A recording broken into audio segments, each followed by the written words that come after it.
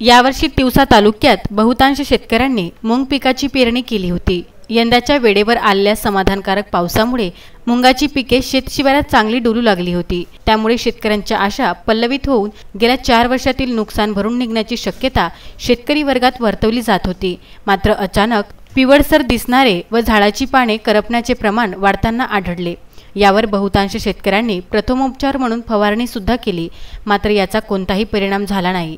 याशिवाय तालुक्यातील काही शेतकऱ्यांनी कृषी तज्ञांना अवगत करून त्यांच्यातर्फे पाहणी सुद्धा केली। मुंगाचे पीक पाहणी दरम्यान तज्ञांच्या मते हा व्हायरस बुरशीजन्य येलो मोझॅक सारखा प्रकार असून त्यावर सध्या तरी उपाय नसल्याचे सांगून रोगग्रस्त झाडे उपडून फेकणे हा प्रथमोपचार असल्याने त्यांनी सांगितले।